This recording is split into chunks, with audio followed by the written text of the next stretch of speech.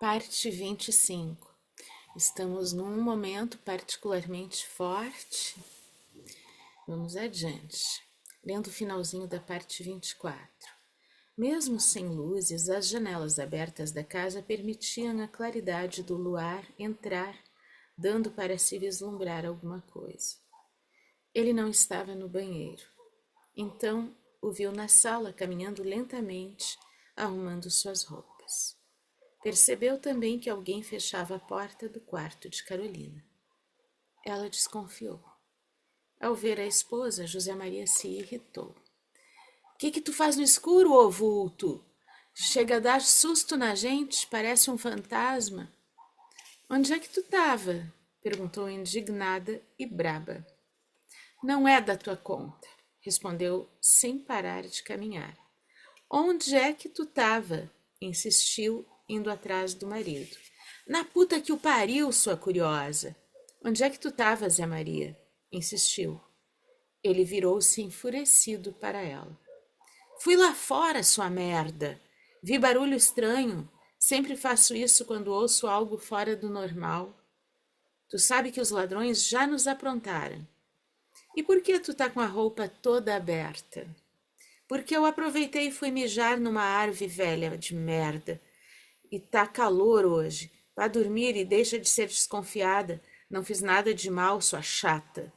Por acaso acha que andei me esfregando nas éguas? Só faltava. Preciso ir no banheiro. Pois vá, te tranque lá e fique no tempo que quiser. Mas deixe de me aporrinhar, demônio.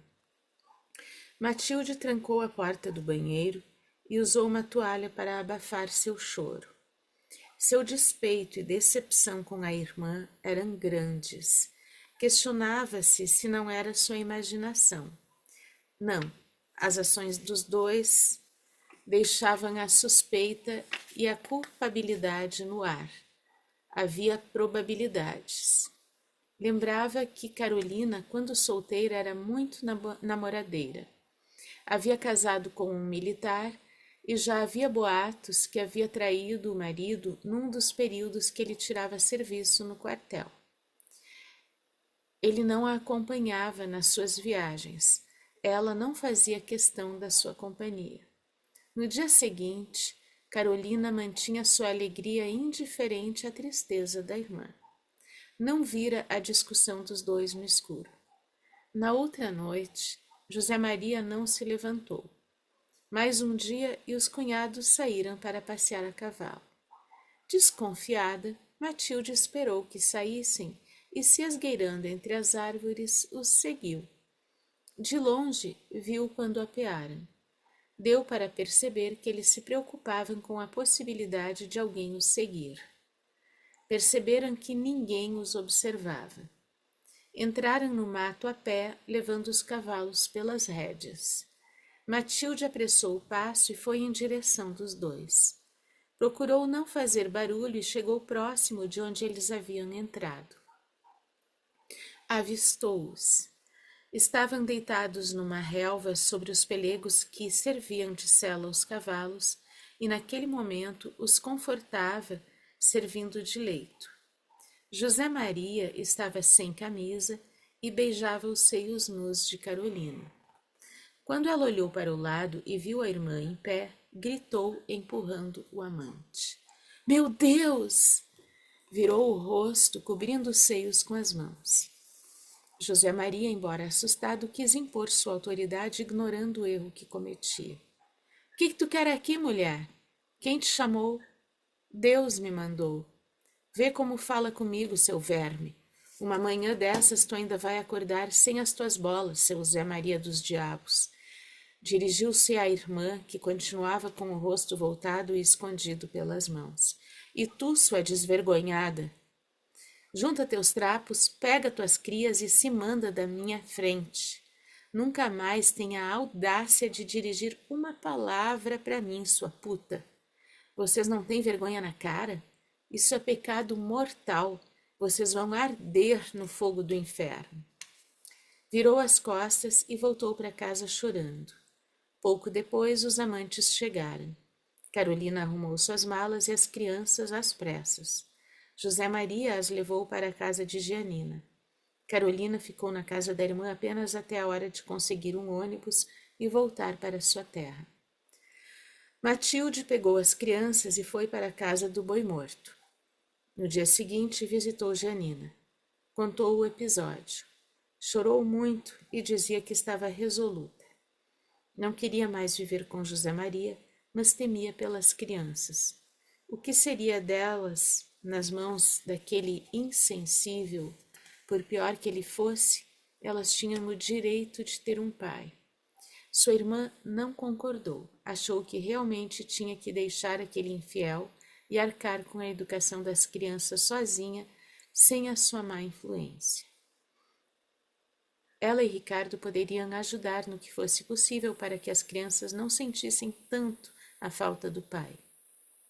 E quanto a Carolina, o que fazer?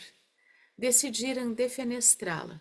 Não entrariam mais em contato com a infiel, a pecadora. Discutiram a situação durante algumas horas. No final da tarde, para a decepção de Gianina, Matilde, embora evitando a fazenda, estava retornando à sua casa onde deixara as crianças. Ainda era época de férias. Por insistência dos filhos, alheios ao que se passara, aceitou retornar para a fazenda. Ao voltar, teria que ouvir as desculpas do marido, mas ele passou alguns dias se esquivando e se fazendo pouco presente. Esperava todos almoçarem ou jantarem para depois se servir e se esconder novamente. Dormia em algum lugar, provavelmente no galpão. Noite. A temperatura ambiente havia caído muito depois de um dia de muita chuva. Fazia frio. Não era agradável dormir no galpão. Seguidamente se acordava com ratos ou baratas cruzando pela cama. Matilde estava deitada quando José Maria finalmente reapareceu. Entrou no quarto com uma lamparina. Sentou-se na cama. Mesmo errado, encontrou desculpas esfarrapadas, como se dizia no caso de pedidos de perdões não bem justificados. Depois de um silêncio, olhando para o lado, mas não diretamente para a esposa, começou a se explicar do seu jeito tosco e machista. Sutilmente colocava a culpa em Carolina como se tivesse sido seduzido e não tenha sido o sedutor. Eu sei que errei, que dei uma puta cagada. Não adianta pedir desculpas, porque isso não vai apagar o que a gente fez. Fazia pausas como se pensasse. Acontece que a tua irmã começou a me dar umas aberturas e eu acabei me perdendo na jogada e entrando nesta porteira aberta. Ela provocava até que eu fui longe, evitando que a coisa acontecesse, mas estava demais. Chegou num ponto que Matilde irritou-se. Sentou-se bruscamente na cama, olhando para o marido, que permanecia de costas. Deixe de ladainha e querer bancar o santinho, seu Zé Maria. Tu pode ser tudo na vida, mas santo tu nunca foi e nunca será, porque tu é um homem ruim, uma coisa podre, um filho do capeta, cruza de escorpião com cobra. Tu não tem que pedir perdão para mim, porque nunca hei de te perdoar, mas para os teus filhos, sim, tu tem que pedir perdão. Eles que vão herdar o teu nome sujo, mesmo a contragosto e com vergonha. Queira a Deus que nunca herdem o teu caráter podre. Tu podia bancar o cafajeste com qualquer pessoa, com a pior puta do pior cabaré do mundo, do mais sujo chinaredo, mas tinha que ser com a minha irmã. Com a minha irmã? Gritou, inventando algo. Tá na Bíblia, seu imundo. É pecado mortal ver a cunhada nua, bem pior por quanto vocês fizeram o que fizeram. Sem perdão. Tu vai pro inferno junto com aquela vaca.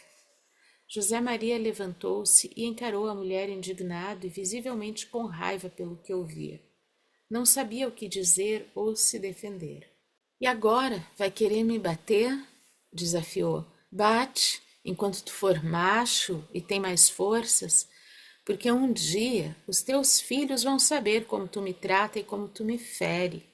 Daí Deus queira que eles te caguem a pau e me vinguem por toda a vergonha e tristeza que tu me provoca e faz passar. Tu estraga os meus dias, mas um dia chegará a tua vez, seu Zé Maria. Agradeça aos santos enquanto tu tem testículos, um dia tu pode acordar sem eles. Porra, e tu acha que eu estou em paz? Tô aqui me desculpando. Queria que tu me entendesse. Não pensa que isso não me deixa mal. Te disse que reconheço que dei uma puta cagada. Duvido que tu esteja se sentindo mal. A partir de hoje, teu sofrimento será a minha felicidade. Ele se retirou do quarto. Odiava que lhe chamassem a atenção, mesmo estando errado. Naquela noite, dormiu mais uma vez no galpão. No outro dia, pela manhã, tomou café sozinho. Almoçou rapidamente, sem olhar para os familiares. Nas outras noites, só entrava no quarto quando sentia que a mulher já estivesse dormindo. Matilde não deixou de ver o lado engraçado da situação. Sentia que sua ameaça de lhe castrar o preocupava. Cada vez que levantava na noite, percebia que o marido só se acalmava se sentisse que ela pudesse estar dormindo. Uma tarde o viu verificando e remexendo seu bidê. Ele não havia notado a presença da mulher, que chegou mansamente sem fazer barulho. Não resistiu e o acalmou sarcasticamente. Não se preocupe, aí não tem nenhuma faca ou navalha, ainda. Ele disfarçou e saiu do quarto sem dizer nada. Sozinha, Matilde fez algo que era raro na sua existência. Riu, quase gargalhou. Um dia fez algo de propósito. Passeou pela casa com a tesoura usada para castrar as ovelhas. Como quem não percebesse, deu uma rápida olhada no marido através de um espelho e viu que ele estava com os olhos arregalados. Sentiu um prazer sádico em vê-lo receoso. Trancava-se no banheiro para poder liberar o riso. Já Gianina escreveu uma carta curta para Carolina, destratando-a, chamando-a de puta e adúltera, pedindo que nunca mais entrasse em contato. Foi o que aconteceu. Carolina nunca mais deu notícias. Passou alguns anos para saberem que ela havia falecido após um câncer de mamas. Finalmente, Catiele conhecia mais um segredo, mais um escândalo escabroso de sua família. Mas que gente mais problemática, mãe. Isso não é uma família, é um hospício. A coisa é tão triste e tão escandalosa que nunca tive coragem de comentar com teu pai. Ele não sabe disso e acho que nunca vou contar para ele. Ainda mais agora que estão se dando bem. Catiele refletiu muito sobre o que acabara de ouvir. Preferiu manter o segredo e nada comentou com Luís Mário. Temia que a relação de pai e filho voltasse a se deteriorar. Tia Carolina já havia falecido, então considerou isso um ponto final à história. Mesmo assim, resolveu marcar uma consulta com Janaína. Ambas discutiram a questão da libido e a sessão virou mais um bate-papo. Novo capítulo, Banda. À noite, depois do encontro do pai na casa dos tios, Luís Mário recordou o tempo de infância. Sabia que quando era bebê, seu pai jamais o havia segurado no colo. Era um homem violento e sem paciência.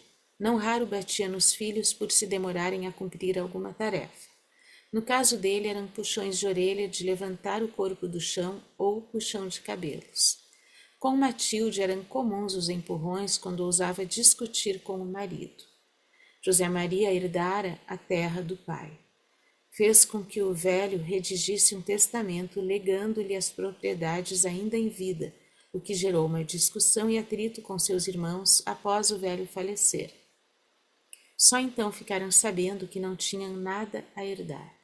Os irmãos lhe escreveram protestando contra sua atitude que alcunhavam de roubo. Ele defendia-se dizendo que era seu direito moral por ter cuidado sozinho dos velhos durante muito tempo. Não vieram nem quando os velhos estavam doentes, nem para os velórios, e ainda arrotam direitos, justificava, mas vão roçar a bunda num campo de urtigas. Na verdade, José Maria pouco cuidava dos pais. Matilde é que se encarregava de dar a atenção necessária ao sogro, que faleceu um ano depois do seu casamento. Sua sogra já era falecida quando se casou. Os irmãos Zanini saíram cedo de casa e raramente apareciam para visitar a família. Jason, o mais velho, foi para a Soledade, onde casou e só comunicou à família depois de casado. Os pais ficaram indignados por não terem sido convidados para a cerimônia de casamento.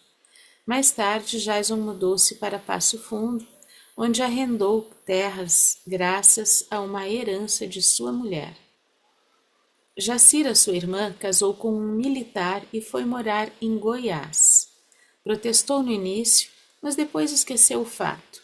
Alexandre, o mais novo, quis morar com o irmão mais velho em Passo Fundo, quando os pais faleceram. Jason pediu que o ajudasse nas suas terras. Este não se importou com o fato. Inicialmente eram 20 hectares na região do Boi Morto, onde praticavam a hortifruticultura. O exército fez várias obras no local, atraindo a especulação imobiliária. Visando um bom lucro, José Maria loteou o terreno e, com o dinheiro ganho, comprou 80 hectares de terras na região, onde se instalou o distrito de São Valentim. Dedicou-se à criação de gado e ovinos. Deu-se bem nos negócios e, com o tempo, adquiriu mais terras até chegar a 300 hectares. Até aqui por hoje.